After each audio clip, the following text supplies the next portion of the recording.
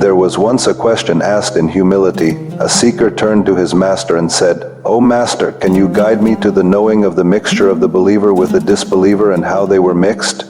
It is not a simple question. T is a question that assumes separation. It assumes clarity. It assumes that good stands on one side and evil on the other. But the master did not answer simply. He said, "Woe to you," not as a curse but as a warning. A warning that reality is not as neat as we imagine. He said, "Verily, Allah created the earth from the satisfaction of the believers and the works of the disbelievers.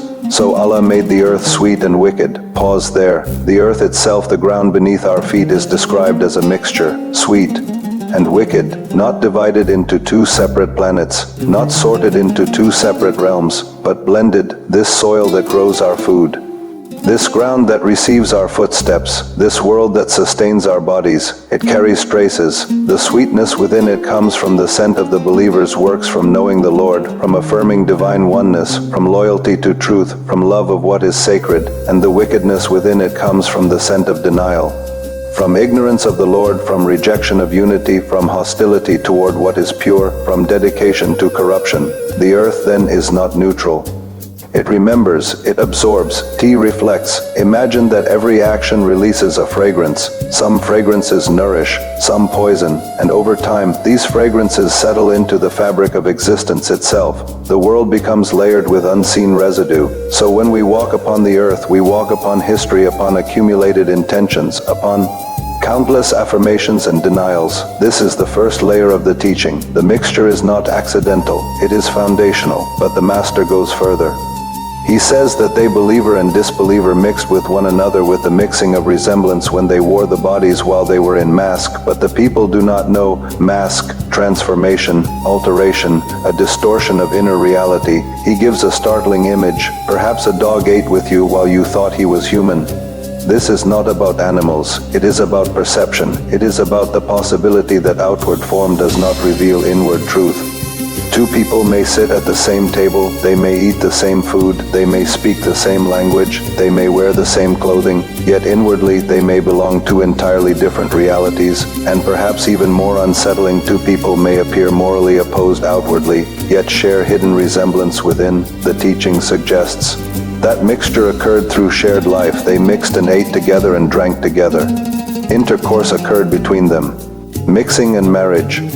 Life interweaves, communities merge, generations are born, outwardly resemblance increases, children resemble their parents in appearance, communities begin to look similar, culture blurs distinctions. But the Master says, as for the inner, its matter is bizarre. The outer may converge, the inner remains concealed. He compares it to the mixture of the salty sea and the pure sea. Two bodies of water meet, they touch, they swirl, they appear to blend, yet something remains distinct. Scientists today speak of boundaries between waters, places where density, temperature, and salinity prevent full mixing. But long before scientific language, the metaphor was given. Two seas that meet and yet do not completely merge. So too with human beings, we are mixtures, not purely light, not purely shadow, even within a single soul. There may be tides, moments of sweetness, moments of bitterness, moments of clarity, moments of forgetfulness. The teaching invites us to reconsider how we define identity. Is belief merely a label? Is disbelief merely a declaration? Or is the true matter hidden, subtle, layered, strange? The Master's warning, woe to you, now begins to make sense. The danger is oversimplification. The danger is assuming we can easily sort humanity into fixed categories. The danger is arrogance, believing we stand entirely in sweetness while others stand entirely in corruption. If the earth itself carries mixture, if humanity has intermingled through eating, drinking, marriage, and shared existence, then perhaps the struggle is not between clean divisions but within a complex tapestry. Consider how influence works. When people share meals, they share more than food. They share values, habits, ideas. When communities intermarry, they transmit more than genes. They transmit narratives, worldviews, emotional inheritances. Over time, resemblance grows. But resemblance is not essence. A polished exterior does not guarantee a luminous interior, and a flawed exterior does not prove inner darkness. The inner matter is described as in the shadows. Why shadows?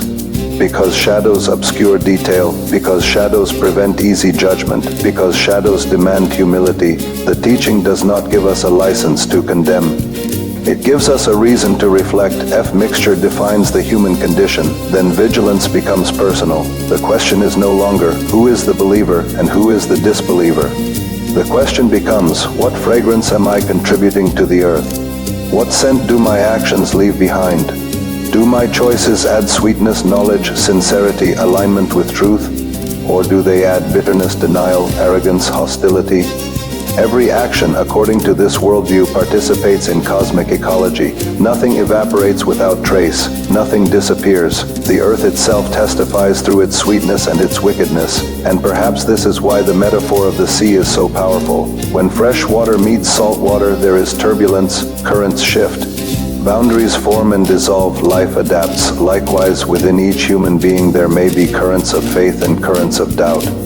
There may be inherited light and inherited shadow. The teaching does not deny difference. It does not say all is equal. It says mixture exists, and mixture complicates perception. This should cultivate caution in judgment. It should cultivate responsibility in action, because even if outward forms resemble one another, inward realities remain distinct, and those inward realities, though hidden from people, are not hidden from the one who created the mixture. The narrative closes simply, and peace. Peace not because everything is simple. Peace because understanding complexity softens the heart. Peace because awareness of mixture reduces arrogance. Peace because humility becomes possible. So we return to the original question, how were they mixed?